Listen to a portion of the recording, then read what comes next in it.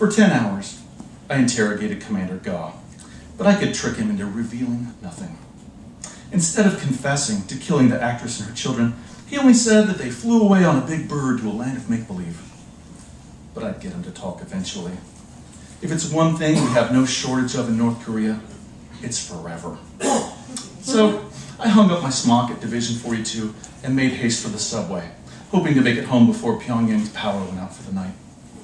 The Kwangbok station, with its beautiful murals of Lake Samji, was my stop. An old woman grilled green onion tails on the sidewalk, and I caught the traffic girl switching her blue sunglasses for an amber-tinted nighttime pair. On the streets, I bartered Commander Gaw's military medals for cucumbers and sesame paste. Apartment lights came slowly to life, and you could see that no one lived above the 9th floor of their buildings. The elevators never worked, and if they did, the power was bound to go out, trapping you between floors. My building's name was the Glory of Mount Pektu, and I was the sole occupant of the 22nd floor, a height that made sure my elderly parents never went out unattended. It didn't take as long as you'd think to climb the stairs. A person can get used to anything. Inside, I cooked my parents' dinner. When they tasted the food, they praised Kim Jong-il for its flavor. And when I asked after their day, they said it certainly wasn't as hard as the day of the dear leader Kim Jong-il, who carried the fate of the people on his back. Their eyesight failed at the same time. And ever since, they've become paranoid that there might be someone around them they can't perceive, ready to report them for anything they say. They listen to the loudspeaker all day and are careful never to reveal a personal feeling, lest it get them denounced by a stranger they can't quite lay their eyes on. I finished my bowl on the balcony. I looked down upon the rooftops of smaller buildings, which had been sprouting with green as part of the Grass in the Meat campaign. All the goats on the roof across the street were bleating because dusk is when the eagle owls come down from the mountains to hunt. The loudspeakers tell us citizens not to feel for these lambs, plucked so young from life. Neither are we supposed to feel for the mama sheep, all their love and labor for nothing. Not even should we sympathize with the eagle owl, whose duty it is to live by devouring others. The lesson for us citizens is instead a happy one, that by the loss of inattentive and disobedient lambs, the ones on the other rooftops are made stronger. Over the next week, I made little progress with Commander Gaw. He refused to tell us the location of the actress's body. On Thursday, a citizen was apprehended with a cell phone, which he claimed Commander Gaw had given him for safekeeping. I opened and closed the phone on the subway ride home. I'd never held a cell phone before.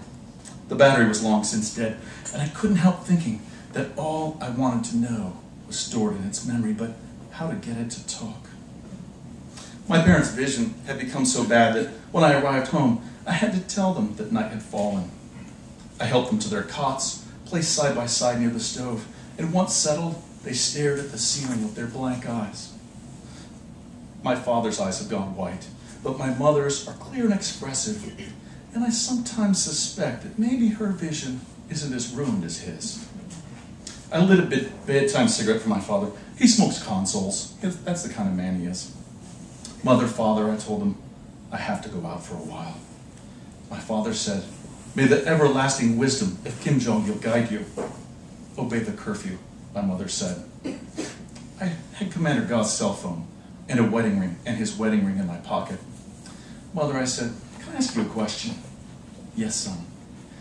How come you never found a bride for me? Our first duty is to country, she said, then to leaders, then to, I know, then to party, then to the charter of the Workers' Assembly, and so on. But I was in youth brigade. I studied Juche ID at Kim Il-sung University.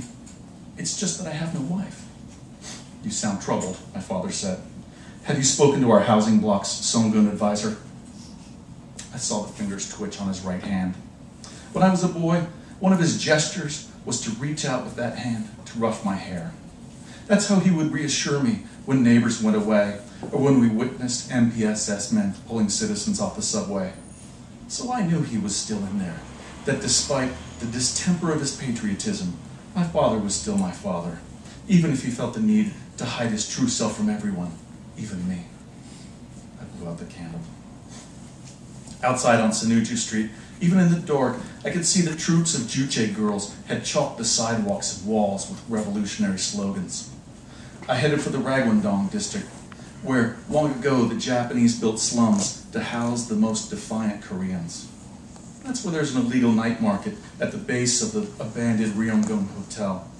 Even in the darkness, the outline of the hotel's rocket-shaped tower stands black against the stars. Crossing the Palgal Bridge, pipes were dumping sewage from the pastel housing blocks, and in the water, shit-streaked pages of the Rodong Sinmun newspaper slowly uncrumpled as they clogged with water, spreading across the surface like gray lily pads. The deals take place around the rusted elevator shafts. Guys on the ground floor arrange the terms, then yell up the shaft cohorts who deliver the goods: medicines, ration books, travel passes, buckets with ropes. A few guys didn't like the look of me, but one was willing to talk. He was young, and his ear had been notched by MPSS agents. I handed him Commander Gau's cell phone. Real quick, he pulled the battery, licked its contacts, then checked the number on the card. "This is good," he said. "What do you want for it?" "I'm not selling it," I said. "We need a charger for it." I showed him Commander Gau's wedding ring. He laughed. "Unless you're selling the phone, get out of here." Several years ago, after an April 15th ceremony, the local Pubyak squad got drunk at Division 42, and I took the opportunity to lift one of their badges. The Pubyak were a squad of old veterans with silver flat tops who could fuck with anyone they wanted. So the badge came in handy now and then. I pulled it out now and let it gleam in the dark. I said I need a phone charger. "Let me see this," he said, and took the badge. He felt the weight of its silver, ran his thumb against the leather backing. "Okay," he said, "you get your charger, but keep the ring. I trade for this." The next morning, a pair of dump trucks pulled up and offloaded mounds of dirt on the sidewalks outside the glory of Mount Pektu. Being an interrogator usually got me out of tasks like this, especially with the flash of a certain badge. Not this time. Soon, I found myself in a human chain that moved buckets and jerry cans filled with earth 22 stories to the roof. All day, I thought of the cell phone in my parents' apartment, slowly charging back to life. When dusk came and the stairwell went black, I raced everyone to the first floor, but found myself last in line to bathe in cold gray water.